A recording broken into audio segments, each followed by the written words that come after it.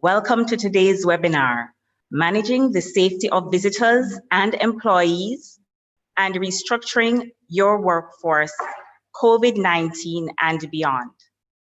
This is the second installment of a three-part segment on relevant issues to employers and employees alike in the very turbulent and changing economic and work environment that the COVID-19 pandemic has created. I am Emile Monthorpe, attorney at law and third vice president of the Montego Bay Chamber of Commerce and Industry, organizers and coordinators of this webinar.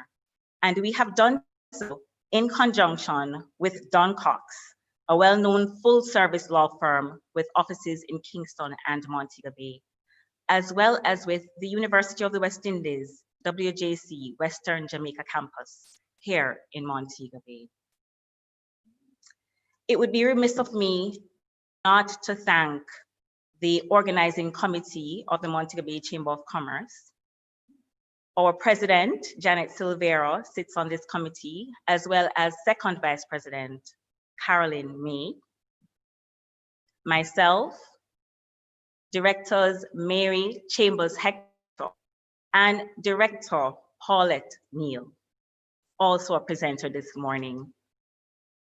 As a chamber, we really wanted to assist our members in particular with information on relevant and timely matters pertinent to their operations in the current climate and ensuring they are aware of the potential pitfalls or areas of liability that could leave their organizations vulnerable and exposed, opening them up to significant loss or claims, and so providing information and insight into how to maneuver and operate in a socially responsible way and in a responsive way is paramount importance. Now, just a few housekeeping matters in the way that we proceed with today's webinar. We will have the first presenter and will present on his topic. And after the presenters present, both presenters present, we will then go into the question and answer segment. So please feel free to pose your questions as they come to mind, and we will have the presenters field them afterwards. And without further ado, let's get into it. Our first presenter today is Mr. Emile Leiba, partner and co-head of DunnCox's litigation department. He is the sitting president of the Jamaica Bar Association, practices in employment law and civil litigation, and he's also chairperson of the Jambar Industrial Relations and Labor Law Subcommittee. He's an associate tutor in civil procedure and practice at the Norman Manley Law School. He is presenting the topic, Managing the Safety of Visitors and Employees, COVID-19 and Beyond. Mr. Emile Leiba.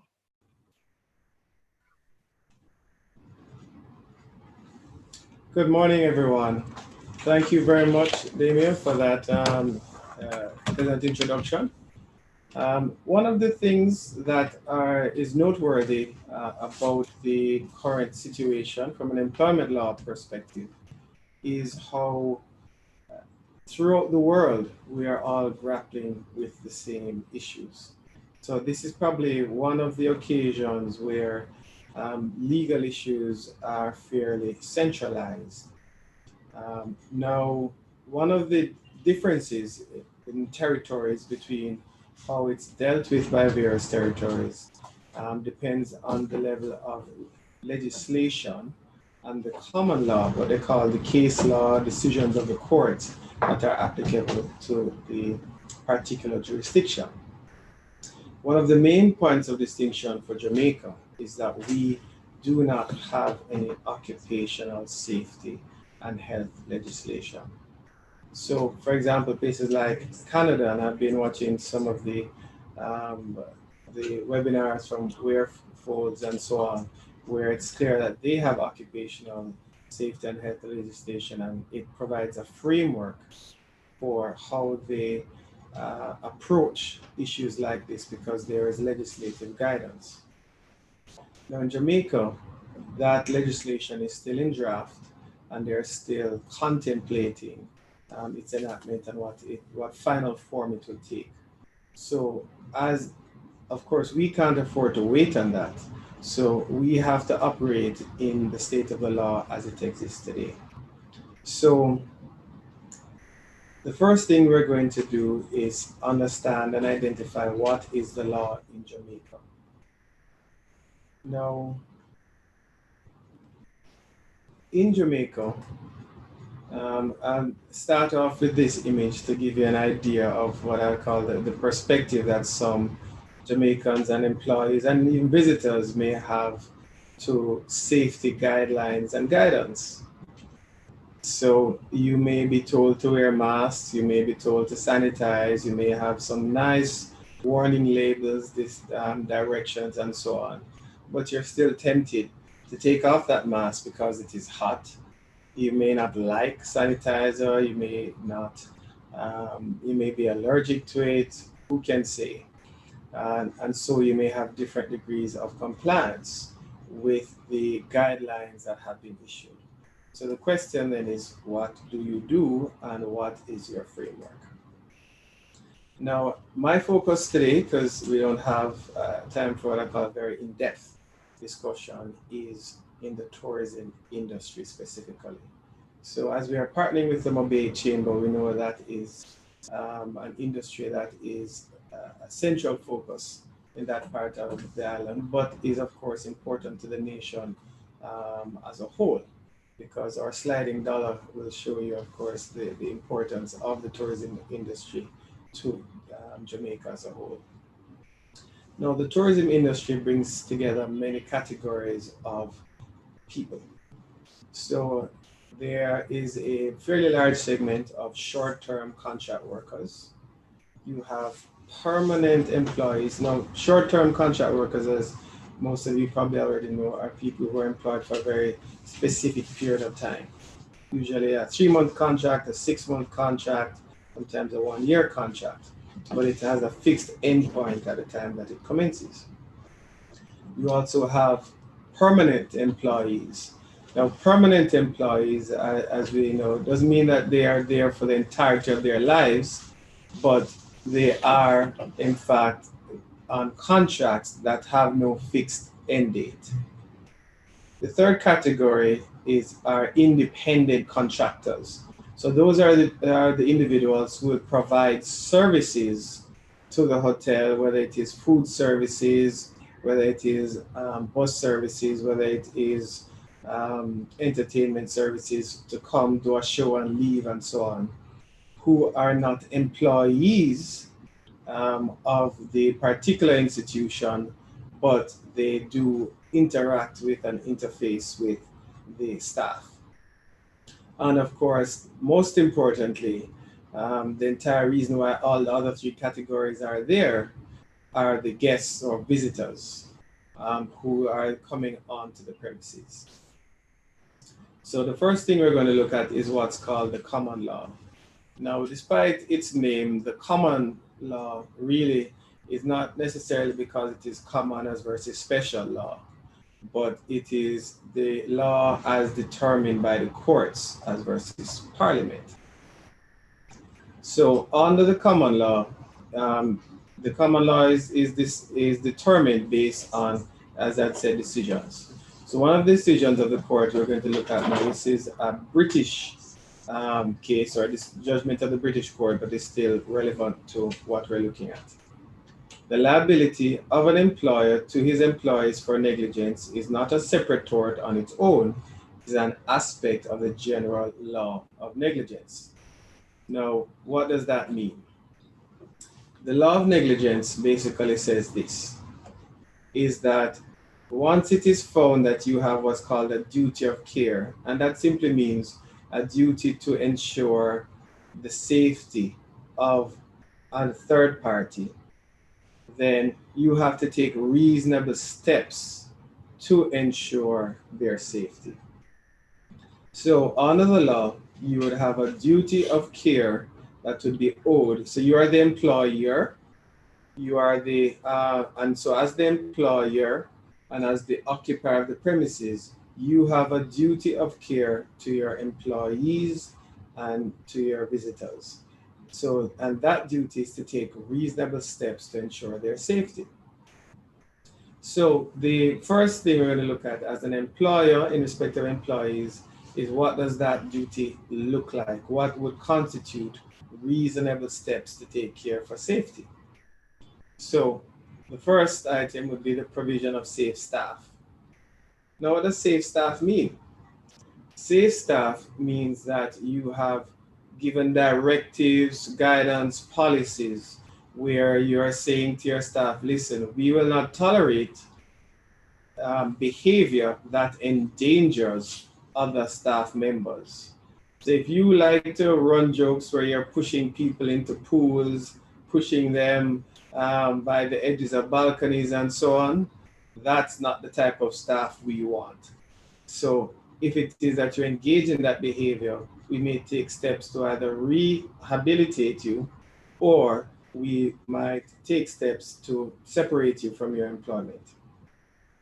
So the next item would be a safe equipment. Now, safe equipment in the context of the current situation will vary. Now, it is worthy of note, of course, that the presence or existence of COVID-19 does not mean that there are not other dangers. The dangers that existed before still exist. The safe equipment is not just limited to a mask and a bottle of hand sanitizer. But in this instance, safe equipment may vary depending on the level of interface with guests, with other members of staff. So it should be whatever is necessary to, again, ensure that the individual is reasonably safe. Safe place of work is also an indication in terms of the physical structure of work.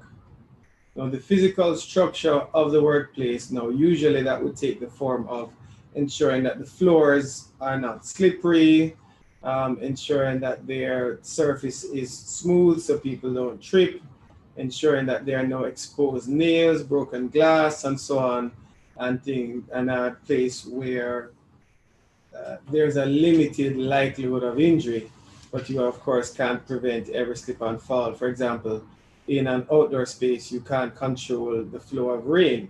If it rains, and you can't cover every inch of a property. Now, in the COVID-19 context, a safe place of work may well be a place that has sufficient square footage for social distancing. So this is one of the things that you have to look at. What constitutes a safe place of work in the context of the COVID-19 era, as it were. Now, a safe system of work. What's a system? So one of the difficulties that we will see and that I have seen in terms of day-to-day operations is that the systems that are in place sometimes are oral, meaning that they're not written down. So you come to work and someone tells you, you need to do this, you need to do that, you need to do that, but it's not necessarily documented, right? So an essential aspect of a safe system of work is to have a written policy setting out that this is what you need to do. You need to do A, you need to do B, you need to do C. Setting out the steps that have been taken by the employer to ensure the safety, and then also the obligations of the employee. And this is critical because a lot of the steps that need to be taken require participation by the employees. So if one employee is inclined to keep social distance and the other is not, then unless one is going to run away from the other one, you can see how a difficulty would arise. Similarly, in the context of wearing masks, one person wearing masks is significantly less effective than both individuals wearing masks. Similarly with sanitization and cleaning, but also safe system and the safe place may also involve the sanitization procedures and so on that are in place. And ensuring that the employee signs agreeing to take these steps, because that now ties into what the Homer Simpson situation, where even though the systems are there, you might choose not to follow it. But in order for an employer to take any steps rather to enforce such a system, the employee needs to have signed to and agreed to comply with these steps. Now, the question also is, what steps do I have to take? If I'm a smaller enterprise as versus a larger enterprise, do I have to take the same steps that the larger enterprise does? Now, the duty, as we see here, is to see that a reasonably safe place of work is provided by the employer and maintained. So the place of employment should be as safe as the exercise of reasonable skill permits, right?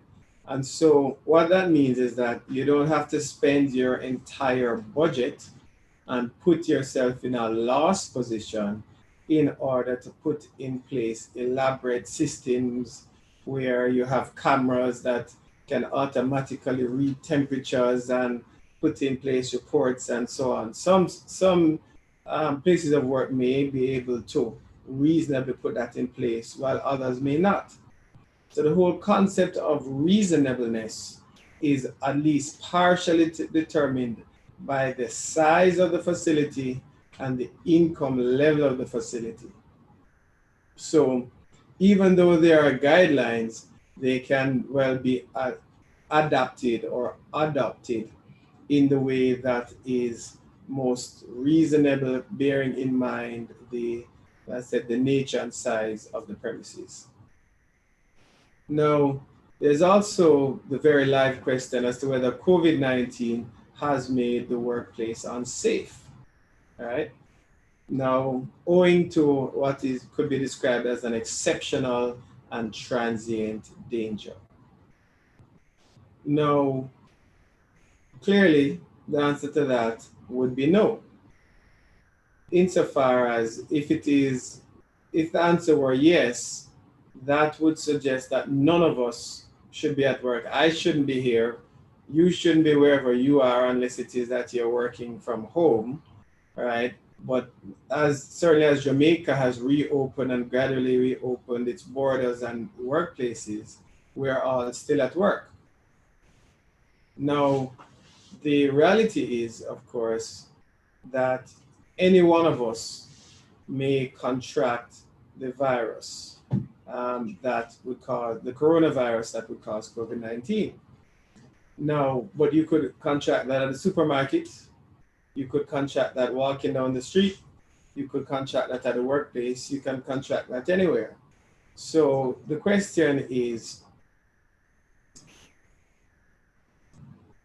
what steps do you need to take to show that you have made reasonable efforts to ensure that an employee does not contract COVID-19 or the coronavirus?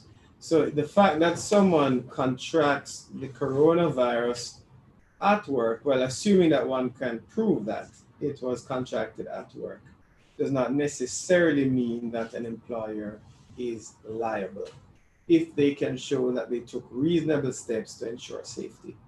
That is, of course, my view, because there is not yet any decided court decisions on the coronavirus and steps taken by an employer to prevent the spread.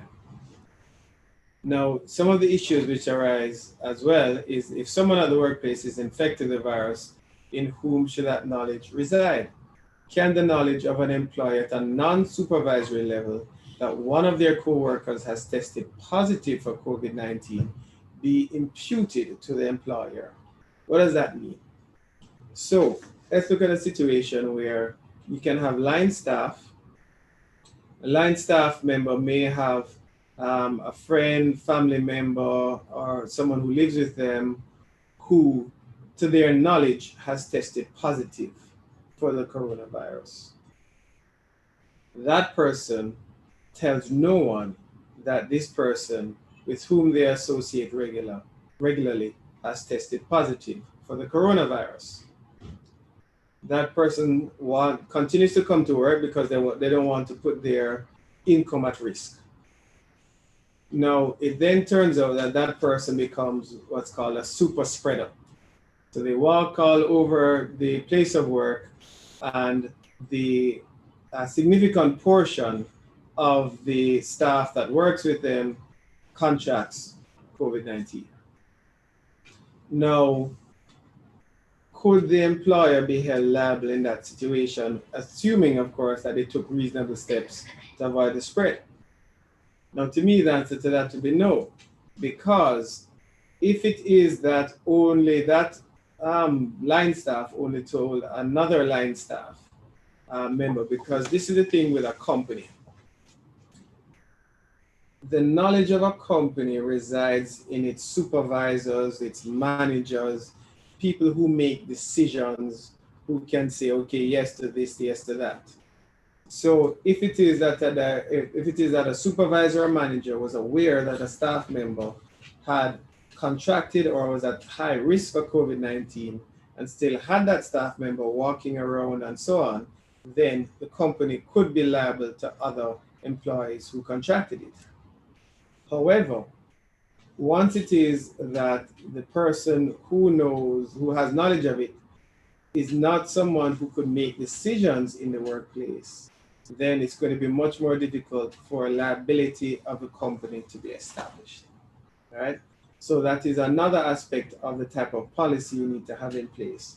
You need to have a reporting obligation on the part of staff to say, hey, I may be at a heightened risk for contraction of COVID-19, or I suspect that I may have already contracted COVID-19. And so I have an obligation to report this fact, this possibility, to somebody in management who can make a decision about it. Now, again, when we look a little deeper into the whole context of, say, system of work, right? The general concept and the general definition is this: where the mode of operation is complicated or highly dangerous or prolonged, or involves a number of men performing different functions, or where it is of a complicated or unusual character, a system should be prescribed, right? So clearly, as for all the reasons I've just said, COVID-19 creates a complicated work environment. And so if it is that the matter were to proceed to court, it is quite likely that a court would find that a failure to have a system, whether or not that is a good, bad, or medium level system in terms of complexity and depth rather, just the failure to have a system may well constitute a form of negligence on the part of an employer. Now, there's also, when it is that a claim is brought in the context of negligence, this concept of contributory negligence. So, over the years, it has been distilled in many cases that an accident in the workplace may be caused by the fault of the defendant. The defendant is usually the employer, the company, etc., and by the claimant's failure to take reasonable care for his own safety.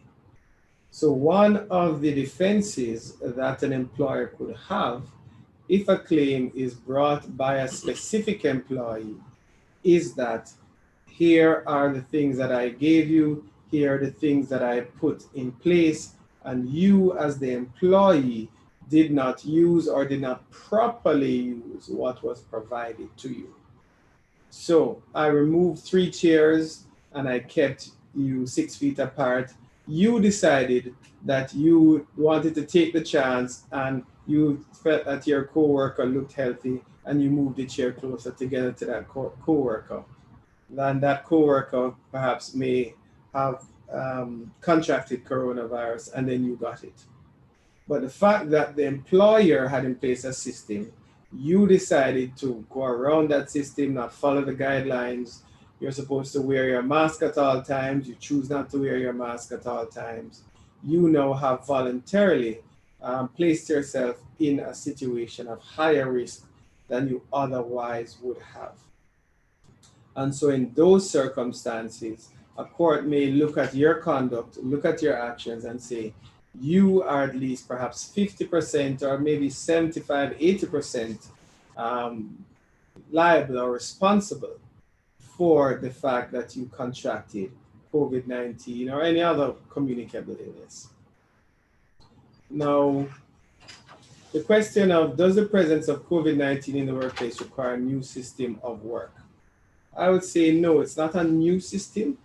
It's not that your existing infrastructure, everywhere that every environment and workplace environment should have some degree of policies regarding occupational safety and health, meaning that it should be a disciplinary offense, for example, to engage in what they call horseplay, meaning that conduct that is not work-related and that may result in injury, all right, that may be all in the spirit of fun, but could result in potential injury.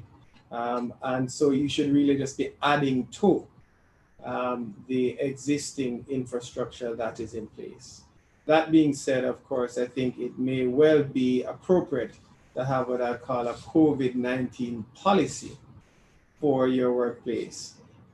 As we see, though, that there are new and more interesting diseases and possible future pandemics that seem to be cropping up every day. So it may well be a communicable disease policy rather than a COVID-19 policy per se. Then we also look at the proper supervision in terms of the organization, because it's one thing to have in place the policy, and it's quite another to ensure implementation. Is anyone observing, or did someone just write something down on a piece of paper, hand it to an employee to sign, and say, go forth, all right? Is there any kind of auditing being done to ensure that masks are being worn and that type of thing? What steps are you taking to ensure that these policies, these nice shiny bits of policies and amendments to employment contracts that you have put in place are being complied with? So in terms of this question here is, again, something that I had just discussed. Now, if it is that the difficulty, and again, I'm certainly not a doctor or medical professional, but an employee or a litigant will always have a difficulty in proving that here, this location right here is where I contracted COVID-19 as versus somewhere else. Unless it is that we get to the point where nowhere else in the country is proven to have it, and it could only have been contracted here, right? And then also we look at the different types of practices and so on. So it may well be that in certain circumstances, the employee could be found to be fully liable. So if the matter were to proceed to court, we would look at, the first question would be whether what they call an balance of probabilities. Is it more likely than not? So when a lawsuit or a claim is filed in court, this is what the court would look at. This is the standard by which the court would assess it. So is it more likely than not that the claimant became infected at a location under your control? The next question is whether you took reasonable steps based on the knowledge available to you, the resources available, to prevent or limit the likelihood of visitors and or employees becoming infected. Did you apply any government or industry guidelines for return to work? If it is found that you failed in that duty, what loss did the claimant suffer as a result of your failure? And this could range, of course, from nothing to compensation on a wrongful death basis. On that last point, when I say compensation could be nothing, It means that the mere contraction of COVID-19, unless it results in loss of employment and so on, and let's say, for example, you're asymptomatic, the mere contraction of it without any symptoms are not likely to result in an award of damages, right? Because damages usually, in assessing damages, the court would usually look at, have you been in pain? Have you been injured? Have you been unable to carry out your day-to-day activities? Are you limited in your life functions? Or have you suffered in your life functions in a way that you should be compensated? Now, we of course know that there are individuals with what they call comorbidities and so on, which may be at a higher risk. And of course, they may well die in an extreme circumstance. And in that case, their estate, their families, and so on could potentially institute a claim. Now, as both an occupier, now I've been speaking mostly about employees, but the similar principles applies to as an occupier in respect of visitors. So duty of care and negligence and so on, those things are equally applicable, although perhaps you may go about it in a different way with occupiers. So can you exempt yourself from liability by requiring visitors to sign a waiver, inserting exemption clauses in employee contracts? As we know, as with any waiver exemption clause, liability for damages or injury resulting from gross negligence on the part of the occupier employer cannot be excluded. However, only time will tell the extent to which any such clauses will be upheld in the context of COVID-19. Now, that again briefly says that it's not that it is worth less for you to have these documents signed, but it still doesn't remove you from your obligation to put in place steps to reasonably prevent a likelihood of an individual becoming infected. So it's not a cure-all. So it helps, it's part of what I call the arsenal, but it does not completely exclude you from liability. So those are, just as a main overview, some of the things that an employer and an occupier needs to look at in the context of reopening for COVID-19. Thank you very much. Thank you so much, Emile, for that very edifying and informative presentation. And now we will have our second presenter for today, presenting on the topic, Restructuring Your Workforce, COVID-19 and Beyond. She is Miss Paulette Neal. She is an associate at DunnCox. She is a member of the Litigation, Commercial, and Conveyancing Department at DunnCox. She is a member of the Jamaica Bar Association, treasurer of the Cornwall Bar Association, and a director at the Montego Bay Chamber of Commerce and Industry. Now let's hear from Miss Paulette Neal. Thank you, Danielle. Good morning, everyone. So for this part of the presentation, we'll be focused on restructuring your workforce, COVID-19 and beyond.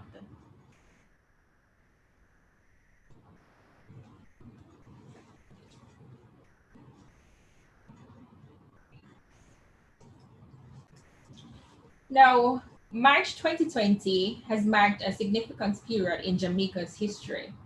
In that month, Jamaica confirmed its first case of COVID-19. Shortly thereafter, our country's air and seaports were closed to incoming passenger traffic. Now, as a consequence of that, many businesses, particularly in the hotel and tourism industry, were forced to close. And unfortunately, due to the closure of these businesses, thousands of workers were laid off in what were deemed uncertain times. Now, Section 5A1 of the Employment Termination and Redundancy Payments Act provides that an employee who has been laid off for a period in excess of 120 days may, by notice in writing to the employer, elect to be regarded as dismissed by reason of redundancy from such date not being less than 14 days or more than 60 days after the date of the notice. Now, what this means is that if an employee was laid off, for example, on March 15th, and is still laid off, come July 14th, that employee may give notice to their employer in writing and elect to be dismissed by reason of redundancy. Now, a redundancy situation can also arise at the option of the employer. So Section 52A and B of the Employment Termination and Redundancy Payments Act provides that for the purposes of this part, an employee who is dismissed shall be taken to be dismissed by reason of redundancy if the dismissal is attributable wholly or partly to A, the fact that his employer has ceased or intends to cease to carry on business for the purpose of which the employee was employed by him, or has ceased or intends to cease to carry on that business in the place where the employee was so employed, or B, the fact that the requirements of that business for the employees to carry out work of a particular kind, or for employees to carry out work of a particular kind in a place where he was so employed have ceased or diminished or are expected to cease or diminished. Now, let us look at a practical example of how redundancy can arise at the option of the employer in pursuant to Section 52A of the Employment Termination and Redundancy Payments Act. So on May 15, 2020, an article was published in the Jamaica Observer titled NCB Closes More Branches, Banks on Cashless Model. Now, in this article, it was announced that NCB will be closing its Half Moon, Anotta Bay, and Chapperton branch. Now, the article also indicated that while the bank started this program in 2019 ahead of the local onset of COVID-19 virus, the CEO, Septimus Blake, said that the changes are now even more timely given the emergence of new norms like physical distancing and the demand for more digital channels. So we can see by this example that from the closure of the 3 branches of NCB, if an employee that worked at one of these branches is dismissed, that employee could be deemed to be dismissed by reason of redundancy for the mere fact that the branch is closing.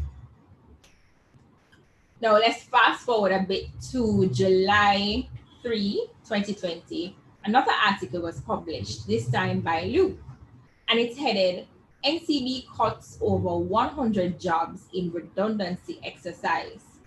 So we can see that NCB had announced the closure of 3 branches, and a result of the closure of the branches, NCB had to cut over 100 jobs in a redundancy exercise.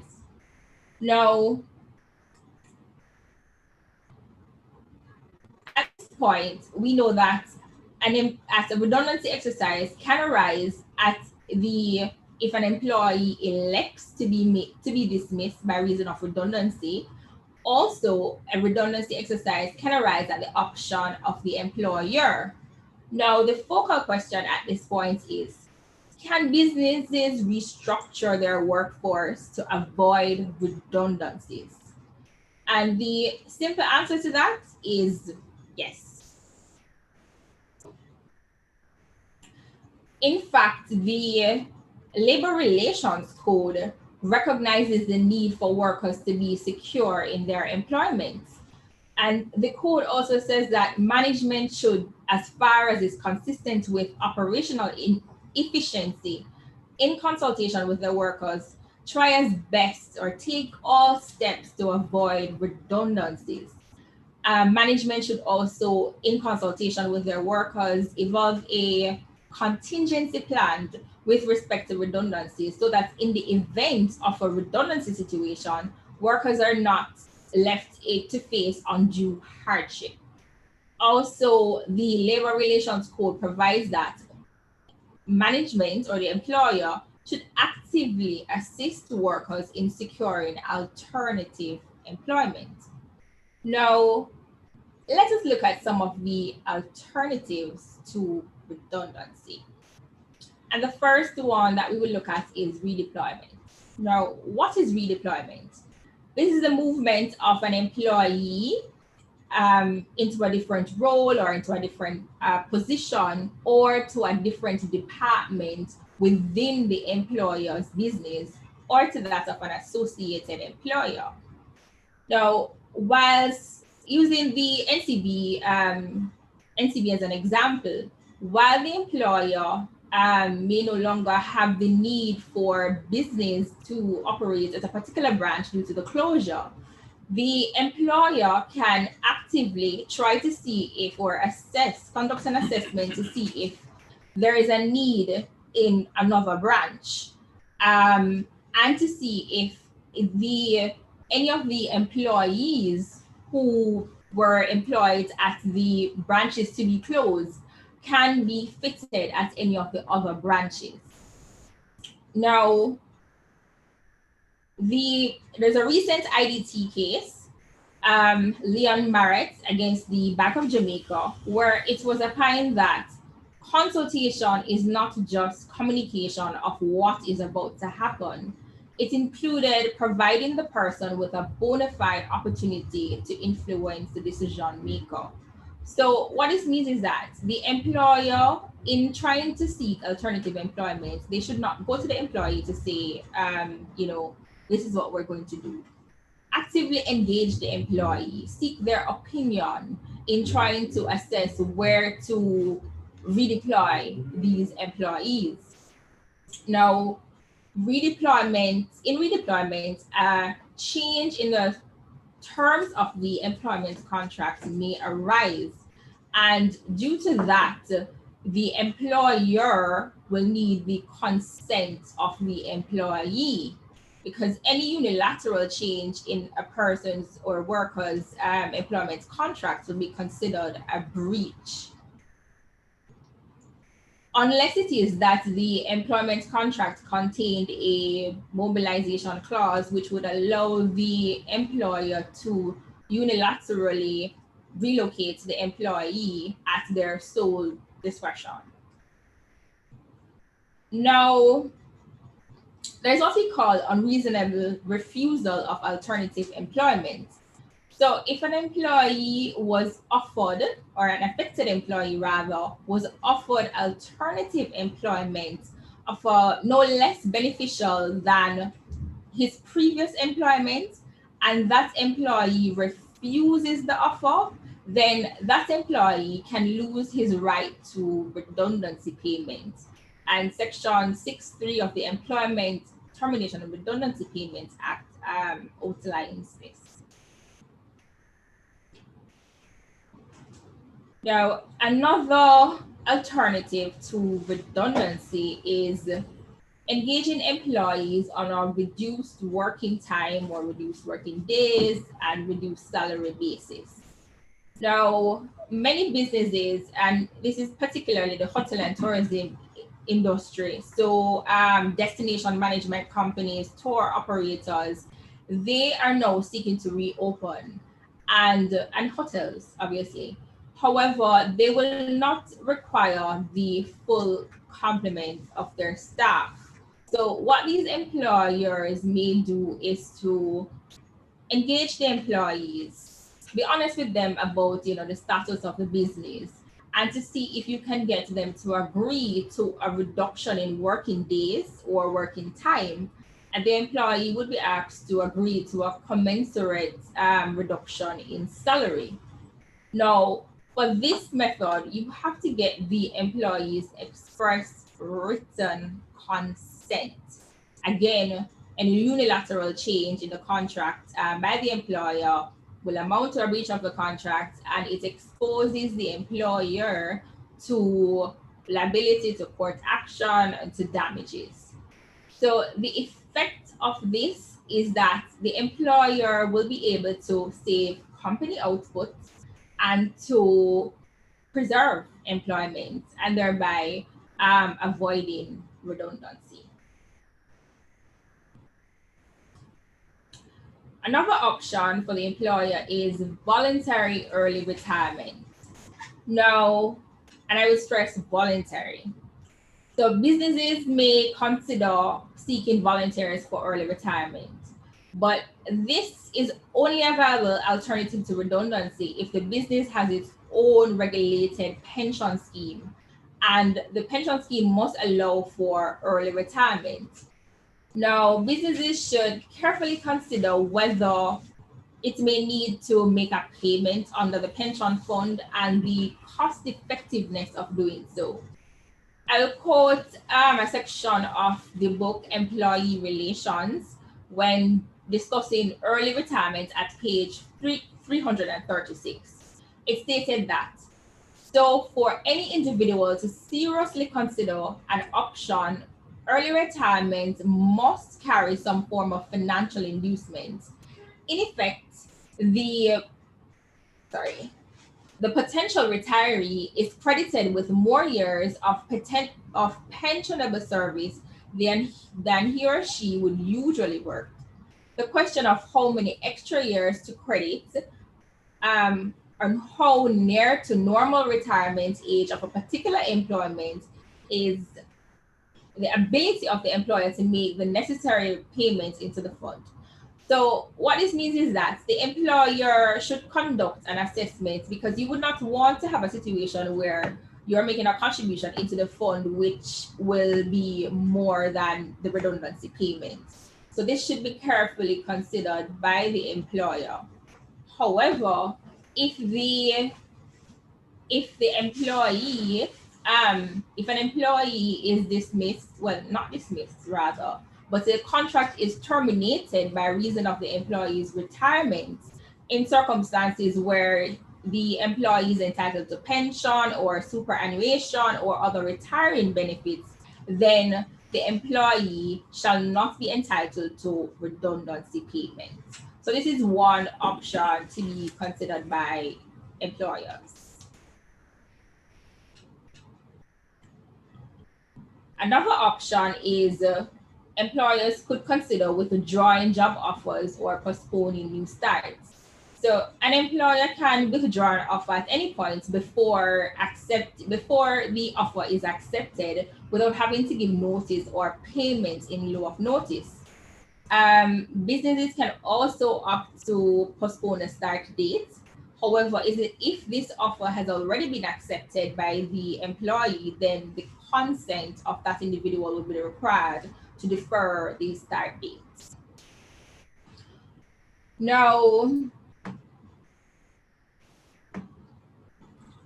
what if after considering all those options, redundancy may very well be the only option? So what should the employer do in this instance? Warn the employee or employees about the possibility of redundancy. Remember, you always should consult with the employee, and it is not just telling them what will happen, but engage them. Engage them or their representative, seek to get their opinion, actively try to find alternative employment, and adopt a fair and objective basis for this selection. The employer should also ensure that the criteria stipulated in the Employment Termination and Redundancy Payments Act are used and fairly applied. Now, employers should also note that if it is that they are embarking on a redundancy exercise, they should notify the Minister of Labor of their intention to undertake a redundancy exercise. And their failure to do so is considered a criminal offense, which is punishable by a fine or imprisonment, and the maximum fine is 250,000 Jamaican dollars. The employer, and lastly, the employer should also determine whether the employee is entitled to redundancy payments. Now, if that employee was continuously employed for a period in excess of 104 weeks, then that employee would be entitled to redundancy payments. So thank you, ladies and gentlemen. Now over to you, Damien. Thank you so much, Paulette. Very practical and timely, relevant information. So we have heard now about the duty of the employer to the employee, the duty to provide a safe place of work, safe equipment, and a safe system of work. This is a common law duty and obligation for all employers to their employees. We have learned about the duty of care by the employer to the employee in the context of the COVID-19 pandemic and how employers can protect themselves. To what extent employees also need to take care to ensure there isn't contributory negligence and to ensure that they fulfill the legal requirement to mitigate risks on their part as well. Then we also heard about possible ways to restructure the workforce. After all, this pandemic has tested the elasticity of demand for operations for employers. It has tested the financial viability of their operations. Does this absolve them in this pandemic era? Because this is an act of God, a force majeure, something no one could foresee. And we see that this is not the case. DunnCox has presented that the Jamaican laws have responded. They're still relevant even in this pandemic era, in this new normal. That the Employment Termination and Redundancy Act does not end just because of the pandemic. Employers aren't just given an out. We have seen that there are options for employers. There is the redundancy option and what processes and procedures must be followed to ensure that employers are not liable. There is the restructuring option, the redeployment, the reduction in hours, and consequent reduction in salaries, as well as the early retirement option.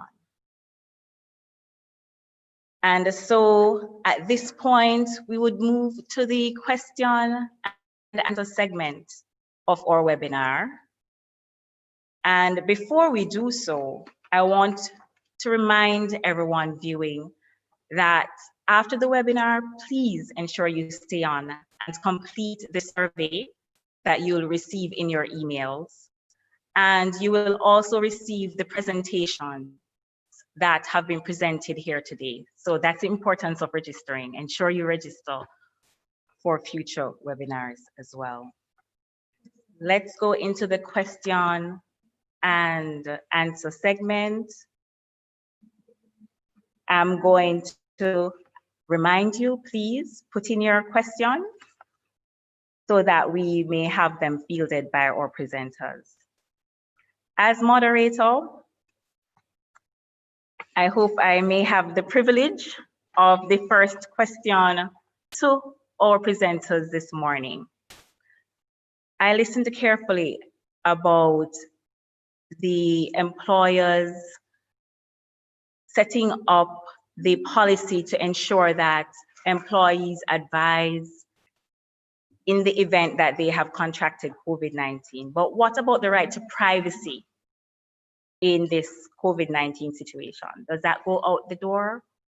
What are the obligations to employees and the responses to employers where employees say, that's my business. Why do I have to tell you that? Thanks very much. That's a very good question. What I would say is that, as we have seen with the NIDS case and with other cases, it is a question of, is it reasonably required in a modern democratic environment? So the right to privacy, like any other right, is not an absolute right. So you're it's a good type of analysis to say, yes, you do have a right to privacy, but in the context of, is your right greater than the right of your coworkers, friends and colleagues to not be exposed to a heightened risk? So certainly my view would be that if it is that such a requirement was challenged, then it is likely to be upheld in the circumstances of the current situation. Now, does that extend to a general obligation to disclose all your medical conditions? No. Meaning that, so if you have a medical condition that does not affect your job performance and it's not communicable, then certainly you would still maintain that right to privacy. But in respect of something that is communicable, that can readily, easily be communicated, then no, I don't think your right to privacy would override your obligation. Okay, thank you so much. We have a question from Doreen Samuels. In the event an employer is fined for not applying the rules governing a redundancy exercise and the fine is not paid, who will be sent to prison? Managing Director?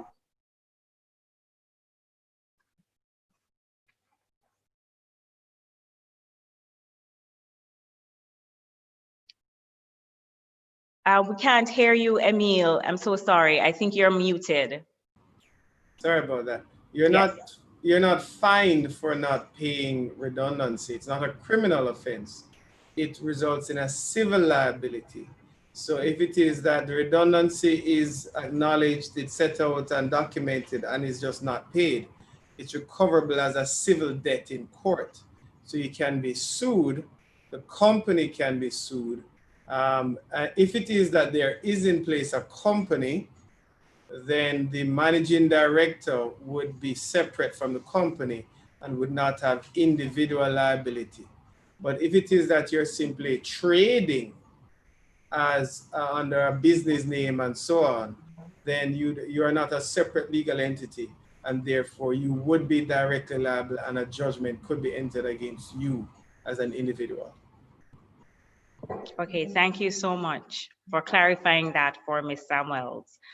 And Blondell Wilson Henry has asked, please clarify, must we advise Ministry of Labor before the redundancy or that it has, or after it has taken place? You should advise the ministry as soon as it has been decided that there will be a redundancy exercise. Great. Thank you so much. Another question I had, I think, to assist us in furthering the discussion, and that may be something others are considering.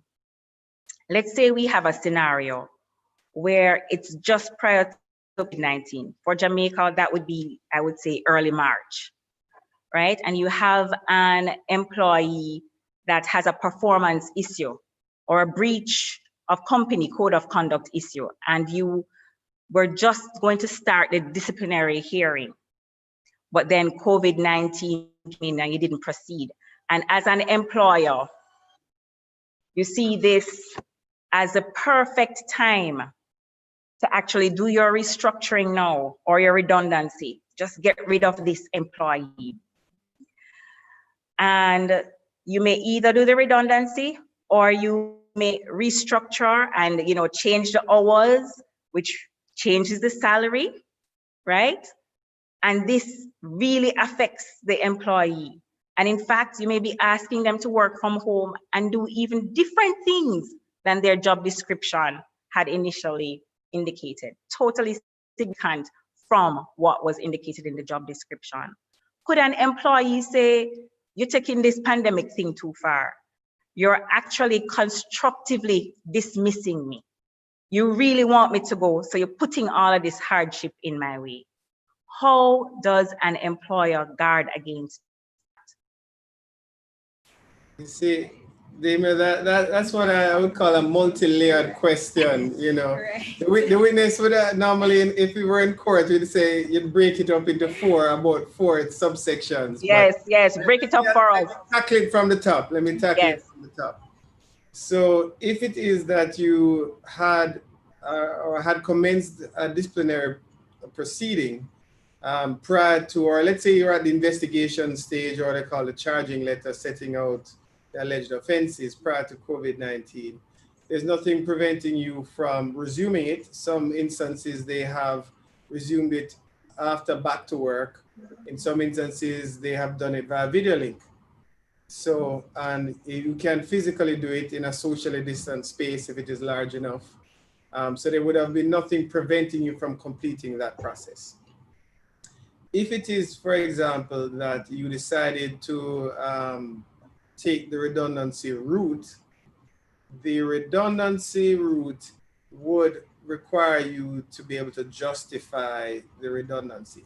Because if it is that you have a redundancy exercise, there are two main ways that redundancy is challenged. One, that is not a genuine redundancy. That is something that you make up, cook up, or, you know, you have created it, but it's not a legitimate redundancy. Secondly, it's procedural. So even if the redundancy is substantially justified due to downturn in business, etc., you have not followed the right process. In circumstances where you flow from a disciplinary hearing into a redundancy exercise, there's almost a presumption that redundancy is not genuine. Now, of course, COVID-19 has created a very particular situation that justifies redundancy almost throughout the entire space. But it would be looked at on a case-by-case basis, whether in respect of that particular position, the company had a lessened need for someone to operate in that position. Now, in terms of changing pay structures, remote work, etc., that has to do with the agreement of the employee. That is not something which can be unilaterally imposed. And I think Paulette's presentation touched on this. So when you talk about changing responsibilities, when you're talking about changing the location of work, when you talk about changing pay structure, that has to be with the agreement of the employee, unless you do what was an interesting mechanism that, you know, one or two places may have done, where you did a layoff first and then you offered new terms of employment, which were then agreed subsequently as being what I call layoff employment. That's a different context. Constructive dismissal, which I think is the final aspect now Yes, of the yes. multi-layered question, would arise. It's very difficult to prove constructive dismissal. You actually would need to go to court to seek a declaration that you have in fact been constructively dismissed, because there are jurisdictional issues with that, in terms of taking that to the Ministry of Labor and perhaps the IDT, which is a more popular route for employees to take. Because if it is that you leave a job and then say you're constructively dismissed, on the face of it, that's either job abandonment or resignation, right? So you now have to disprove. The onus or burden would now be on the employee to say, well, even though it looks like a resignation, even though it looks like I walked off, I was really constructively dismissed, which is a legal determination, a mixed factor law is what they call it. And that now is going to be, I would never recommend an employee take that course, because it's difficult for them to establish it. So it is better for them to work within the system and then, you know, take it from there. I hope that has answered all aspects of your questions, Emile. It actually has. And I wanted to give you that multifaceted question, because life doesn't normally come in neat little packages. You know, there are so many different aspects to it. And we have another question coming in. We have many questions. This one is from Anne-Marie Madden. Can we have employees sign a waiver? You had touched on that in your presentation, Emile, but you may answer. And if so, does it fully absolve them? Right. So the simple answer is yes, you can. And then the answer to the second part is no. So the waiver is really to create a structure to say, listen, here are the steps I've taken. You've agreed that I've taken these steps. You have agreed that they're reasonable. So it helps to provide you a defense in the event that the person then makes a complaint. But just like any waiver and an exemption clause, say for example, I give you a common example, those parking spaces. We accept no liability for your car being broken into and so on and that type of thing, which when you see it posted on a sign, you haven't signed anything, but they say by driving in there, you have accepted that risk. That doesn't mean that the person who operates the parking facility can just, leave it open to known thieves, make no attempt to secure it, and take no reasonable steps again to ensure the safety of your vehicle and its contents. So waivers and exemptions are what they call strictly construed, meaning that when you go to court, if it can be interpreted narrowly, they'll interpret it as narrowly as possible, and it still doesn't completely remove you. So it's more like it's an assistance, but it's not a complete, it doesn't completely free you from liability. Right. And just to add to what Emile said, as the owner of a premises, you still have a duty of care to visitors, or if you're an employer, you still have a duty of care to your employees to provide a safe environment. Thank you. We have a question from Danny Boo 86. Is a disclaimer posted at a business place considered in the same way as a signed waiver form? That is, an employer company cannot waive damages, injury, death if related to COVID. It's kind of related to that whole waiver.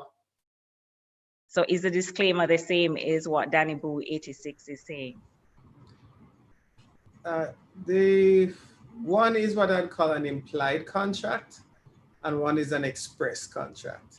So when someone actually signs a document, it's an express agreement between the parties. That is usually more appropriate if it's an employee who you have a continuing day-to-day type of relationship. If you are in a hotel space and you have a visitor who's going to be there for an extended period. The signage concept is more consistent for people who are in and out of a place. You post a sign at the door, wear your mask, we will not admit you if you don't wear the mask. So that now is, again, you're setting parameters for people entering your premises, but it's a very basic parameter. You don't normally have a sign with two different plaques, if you understand what I'm saying. So you have different mechanisms for different purposes. Thank you so much. Another question. What restructuring options are available to employers with employees on fixed term contracts? That's from Elaine Doogie. What restructuring options are available to employers with employees on a fixed term contract? Okay, so it all depends. It depends on when the fixed term contract will come to an end. So, for example, for some employees,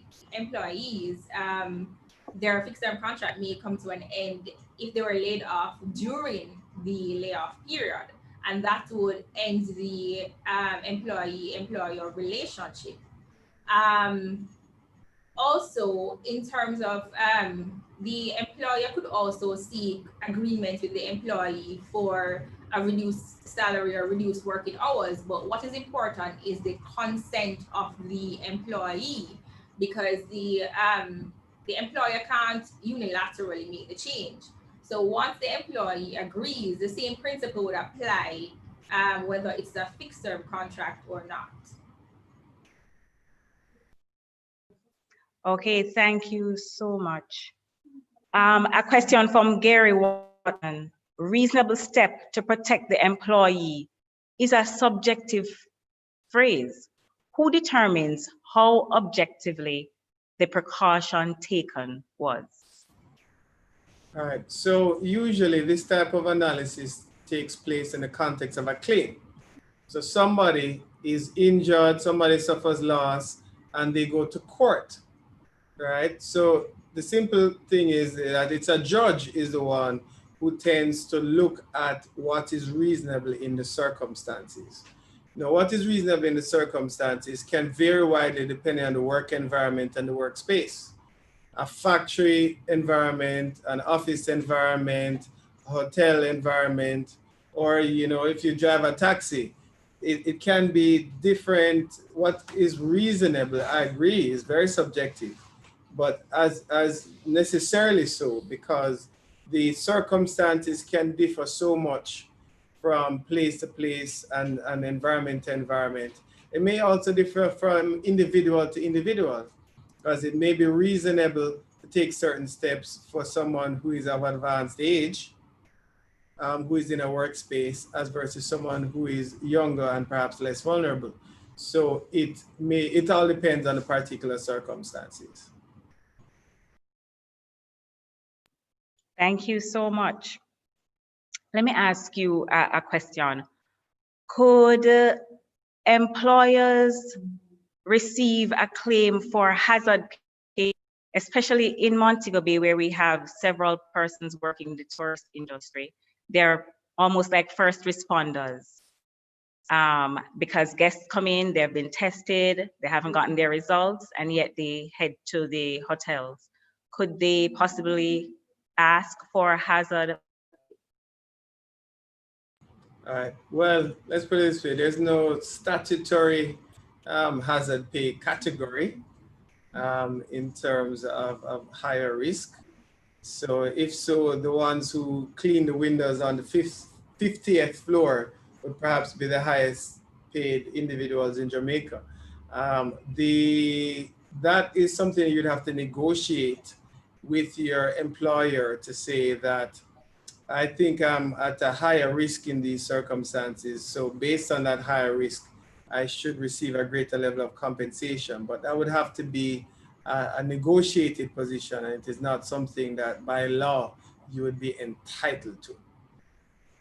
Okay, thank you so much. We have a question from Andy Daswani. We are currently making payroll number 16 to all our team members. However, in opening, we do have some members with underlying health issues. Is there a form or questionnaire to present to these employees? Well, the simple answer to that is no. One would have to be formulated. So certainly one of the things I've seen since COVID-19, I've been generating and creating a wide range of documents which never existed before. And that a lot of this new space, you're not necessarily going to have templates for it. And that's why legal advice and so on. And you can go to the lawyer of your choice, your preferred counsel. It would be best to have such a document formulated by somebody who has the experience and is able to formulate it in such a way that it achieves the objective that you want to achieve. Because frequently, it's like people who take a will off the internet. A will form, or a Times Square will, a Times Store rather, will, as they call it, can be fit for purpose for some people, but not for everything. And that's where expertise comes in, where sometimes you take forms, you take templates, and you apply them in situations where they're not necessarily applicable or only partially applicable. So I would say get some good advice and get something formulated that will meet your needs. Thank you so much for answering that. We have a question from Dr. G. Anthony Ferguson. After the redundancy date and the redundancy is agreed, how much time does the employer to pay the employee the redundancy payment? Okay, so there is actually no provision which stipulates the time in which the employer has to pay the redundancy payment. If it is that the employer does not make the payment within a reasonable time, then the employee can commence action, court action that is against the employer. But there is no statutory time. Okay, thank you. Joel Bryan, how does a building contractor approach supervision when he or she has multiple locations with 5 or less employees and the cost to employ individual supervisors cannot be borne by each client? That's an interesting question. The problem you're going to have is that I doubt a court will say no supervision is the appropriate level of supervision. So it may be, I don't know how feasible it would be to put in place some kind of camera reporting system, or actually what you could do is the term surprise visits, surprise audits. So you pop by unannounced, unexpectedly, and you come and see what they're doing.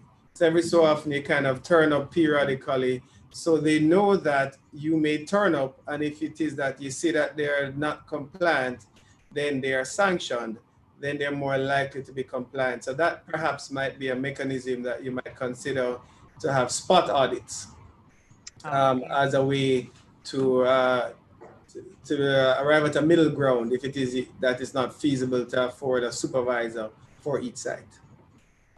Thank you.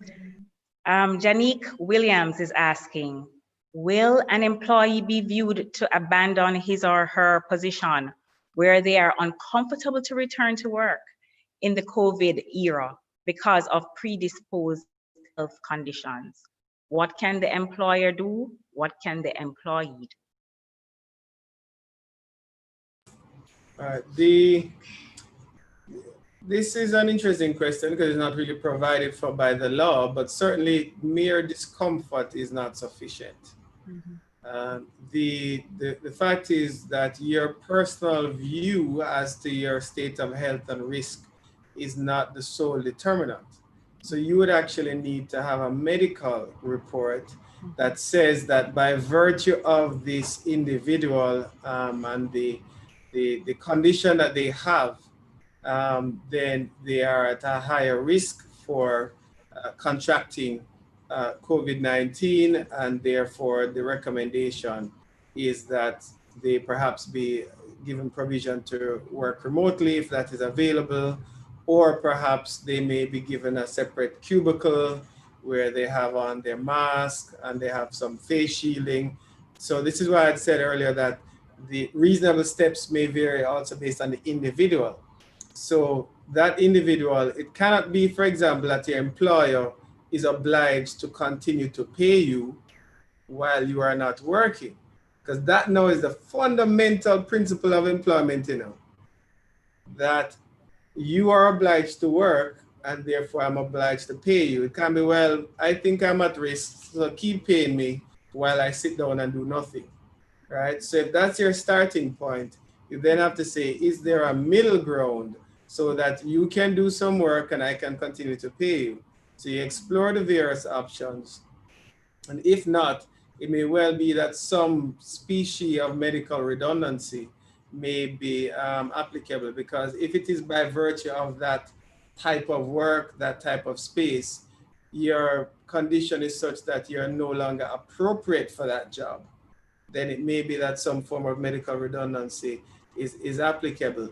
Because just like any other injury, because let's say, for example, heaven forbid you have a car accident, you injure your back, you can't sit anymore, but your job requires you to sit and be, doing data entry or whatever it is, then you are no longer in a physical condition that makes you appropriate for that position. So that may be where you end up after you've explored other options. Thank you so much. From Andy Daswani again, being in tourism, is there any insurance now available to protect our team from catching COVID-19 from a tourist that may not be proven using contact tracing? Mm-hmm. Is there any insurance? It's not quite a legal, but I guess, do you know of any insurance policies or maybe anything that an employer can do, any options available to protect their team from catching COVID-19 from a tourist that they may not be proven to be having COVID-19 due to contact tracing? All right, well, let me interpret that as a health insurance question, because they're different species of insurance. Let's hope it's not that life insurance is what kicks in. Let's hope but not. there's also what has been explored is business interruption insurance. So let's say, for example, you're exposed to, let's say you're a driver, you're exposed to a tourist who has COVID-19, and so you will then become diagnosed with COVID-19 and you clearly can't drive for anybody else after that. Well, until you have been quarantined and you have recovered and so on. So one thing that has been looked at is business interruption insurance. Now, just by virtue of the media, I can say that our local insurers don't seem to offer that package because of perhaps the risk level and being able to price it and that type of thing. So currently there is not business interruption insurance, as I understand it, to cover that. In terms of health insurance, if it is you become sick and ill, so let's say you have symptoms, because you have those who are asymptomatic and Right. those who have symptoms. If you have symptoms requiring you to be on sick leave still exists.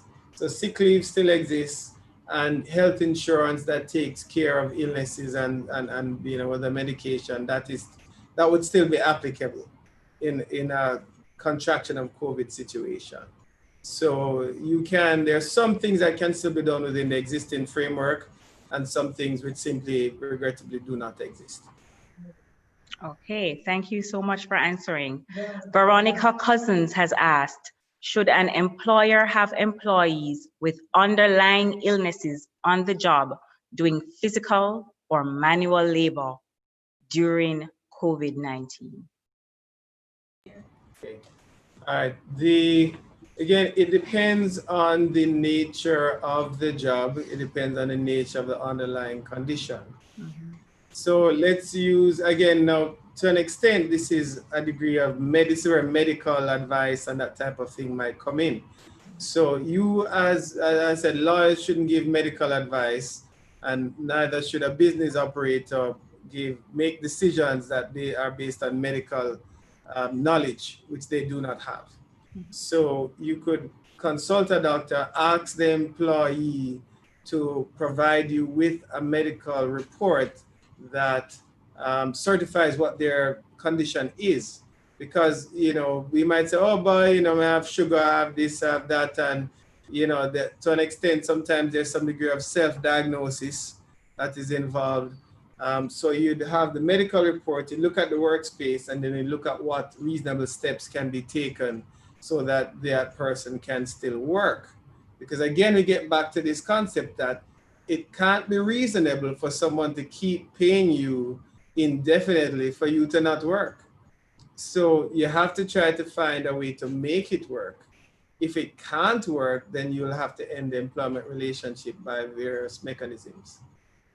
Okay, thank you so much, Emile. Another question is from Jose Vicente Navarro. Can you provide clarity about the difference between a layoff and a redundancy? Yeah. Go ahead. Okay, so a layoff would be like a pause, a temporary pause in the person's employment. So the employment contract still exists in a layoff scenario, but there is a pause. In the context of redundancy, the employee would be dismissed, and therefore the employee-employer relationship will no longer continue. Okay, thank you so much. Did you want to add something, Emile? Yeah, no, I just said the basic context, as Paulette has said, is one is a suspension, one is a severance. So once the employee elects or you elect to the redundancy, that ends the employment relationship. But the purpose of layoff is to give business owners and employers an opportunity to reduce their payments, their pay bill and so on for a specified period to potentially resume the business. It is only if the business doesn't seem to be able to resume in a reasonable time frame that you then now get into a redundancy scenario usually. Okay, thank you. Another question from Mr. Dazwani. What happens if a team member does not follow the mask wearing, hand washing on the job duty? Can they be laid off without redundancy pay for putting other team members and customers at risk? All right, if an employee fails to follow the requirements and protocol, that is potentially a disciplinary offense. So an employee can be suspended while you investigate and put together the file. As we know, in Jamaica, under the Labor Relations Code, you have to have a disciplinary hearing, and there's a process that can be followed before termination. So if it is that you observe someone who is not following the safety protocols, they can be suspended pending an investigation. You then set up the hearing, and they can potentially be terminated for breaching the safety protocols.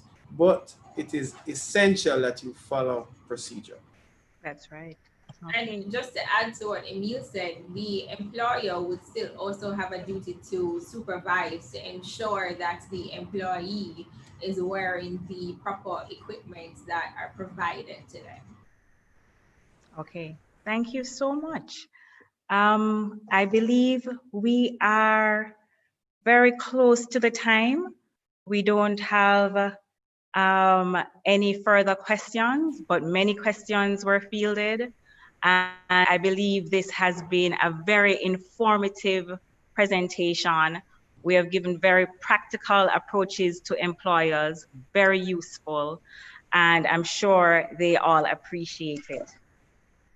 And as such, we thank DunnCox, we thank Mr. Emile Leiba and Ms. Paulette Neal for their presentations today. We thank the viewers for joining us and for participating and giving very good questions for our presenters to answer. And we thank again the University of the West Indies, Western Jamaica campus, and the Montego Bay Chamber of Commerce and Industry, along with DunnCox, for putting on this very important and relevant webinar. We remind you again to complete the survey that you will see in your emails, and be assured that the presentations will be forwarded to you if you had registered. And that's why registration is so important. So follow up now and register for the third and final installment, which will be on July 16 at 11 a.m. on the topic, Understanding Data Protection Standards and the Rights and Obligations under the Data Protection Act. Ladies and gentlemen, thank you all for joining us. Have a good rest of the day. God bless. Thank you very much, Damien, for your very insightful moderating. Most welcome. Question. So, it wouldn't have been the same without you. And we'd also like to thank the Montego Bay Chamber of Commerce for partnering with us and UA Western Campus. And so, together, I think it has added to the quality of what was presented. So we thank you very much for the role that you have played. You're most welcome. It has indeed been a pleasure partnering with DunnCox. Thank you, ladies and gentlemen. Have a good rest of the day.